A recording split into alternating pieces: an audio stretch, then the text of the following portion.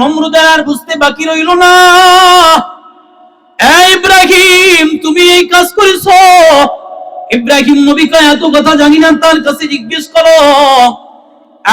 ইব্রাহিম সে তো কথা বলতে পারে না, কয় তার জবান আছে কথা বলতে পারে না কেন, চোখ আছে দেখে না কেন? কয় আরে এরে তো আমরাই বানাইছি, কারণ এরা তো দাউফাত তালিব ওয়াল মাতলুব, বলে নিজেও দুর্বল, যার কাছে চাওয়া হয় সেও দুর্বল, যারা চায় তারাও দুর্বল। এই কথা বলার পরে সবার সিদ্ধান্ত হয়ে গেল ইব্রাহিম ছাড়া এই কাজটা কেউ করে নাই। ইব্রাহিম নবীকে বলতেছে তোমার শাস্তি দেব, কি শাস্তি দেওয়া যায়? ইব্রাহিম নবীর ব্যাপারে সবাই পরামর্শ বৈঠকে বসলো, এক একজনে এক একটা সিদ্ধান্ত দেয়, সমস্ত সর্বসম্মতিক্রমে সিদ্ধান্ত উপনীত হলো ইব্রাহিম নবীর আগুনের মধ্যে ফুরাইয়া জ্বালাইয়া ভস্ম করে দেওয়া, শেষ করে দিবা। ইতিহাস হয়ে থাকবে আমাদের রবের ব্যাপারে এমন কোন আচরণ যেন কেউ করতে না পারে। ইব্রাহিম নবীকে বারবার সংশোধন করা হয়, ঈমান ছেড়ে দাও, নিজের জীবনকে বাঁচায় নাও, নয়তো তোমাকে শেষ করে দেওয়া হবে। ইব্রাহিম নবী কয় ভয়ের কোনো কারণ নাই, যে আল্লাহর উপরে ঈমান আনছি তিনি আমার জন্য যথেষ্ট, ঠিক কিনা? আলাইসাল্লাহু বিকাফিন আবদা, আল্লাহ প্রশ্ন করে বান্দারে, বান্দা আমি কি তোর জন্য যথেষ্ট না? বলেন আল্লাহ আমাদের জন্য যথেষ্ট কিনা? এলাকার মুসলমান বড় দুঃখ হয়, ইব্রাহিম নবী তো বাইতুল্লাহর ঝাড়ুদারগিরির কাজ করেছেন, আপনি আমি করতে চাই না, আমাদের সম্মানে লাগে, কথা বলেন ঠিক কিনা? আমাদের মহল্লার মসজিদে ঝাড়ু দেয় ইমাম সাহেব, আমাদের মসজিদের মহল্লার মসজিদের ওযুখানা পরিষ্কার করে ইমাম সাহেব, এরপরে মসজিদের ওযুখানা পরিষ্কার করে ইমাম সাহেব, বাথরুমও পরিষ্কার করে ইমাম সাহেব। এরকম সমাজ আমাদের দেশের মধ্যে আছে না নাই?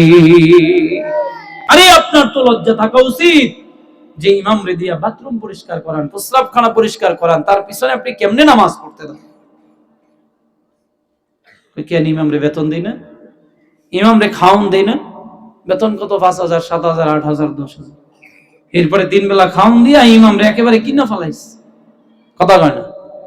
আর যদি কোন মসজিদে যদি কোন রকম কি থাকে বলে খাদেম থাকে বা মুয়াজ্জিন থাকে, আর যদি মসজিদ পরিষ্কার করতে গিয়ে যদি ময়লা দেখে, তো ওর 14 গোষ্ঠী উদ্ধার করবে। মুয়াজ্জিন সাহেব দেখেন না এখানে ময়লা, এগুলো কি আপনার চোখে বাজে না?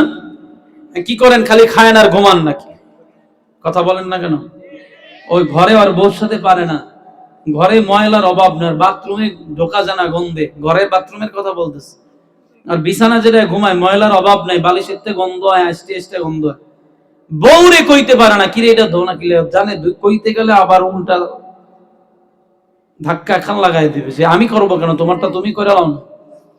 কিন্তু আল্লাহর বান্দা মসজিদে গিয়ে ঠিকই ইমামের সাথে খারাপ আচরণ করে, ধমক দিয়া বলে এটা করলেন না কেন, ওটা করলেন না কেন, শুধুমাত্র 5,000 টাকা বেতন দিল, 3 বেলা খানা খাওয়াইয়া। ও ভাই লিখে রাখেন, এরকম যদি কোনো আলেমের সাথে কোনো মানুষ খারাপ আচরণ করে, তার জন্য ধ্বংস অনিবার্য, তাতে বিন্দু মাত্র সন্দেহ নেই।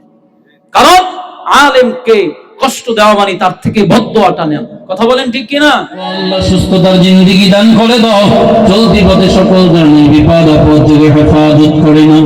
রব্বুল আলামিন যত উলামায়ে কেরাম দূর দূরান্ত থেকে এখানে এসেছেন, আল্লাহ প্রত্যেকের ইলম আমলে জবানে বরকত দিয়ে দাও, ব্যবসায়ী ভাইদের ব্যবসায় বরকত দিয়ে দাও, অভাবীদের অভাব দূর করে দাও, ঋণগ্রস্তদের ঋণ পরিশোধ করার তৌফিক দিয়ে দাও। اللهم أعني على ذكرك وشكرك وحسن عبادتك. اللهم إنك عفو كريم تحب العفو فاعف عنا يا حي يا قيوم يا ذا الجلال والإكرام. اللهم اقسم لنا من خشيتك ما تحول به بيننا وبين معاصيك. يا مقلب القلوب ثبت قلبي على دينك. وصلى الله تعالى على خير خلقه محمد وعلى آله وأصحابه أجمعين. رحمنا আমাদের সকলের কষ্ট হয়ে যাবে। এজন্য যৌবনকালের ইবাদত অত্যন্ত সুন্দর, যৌবনকালের ইবাদত অত্যন্ত দামি। এজন্য যে যুবক যৌবনের সময়কে কাজে লাগিয়ে রবের ইবাদত করবে, আল্লাহর হাবিব সাল্লাল্লাহু আলাইহি ওয়াসাল্লাম বলেন ওই যুবককে আল্লাহ কিয়ামতের দিন আরশের নিচে ছায়া দিবেন।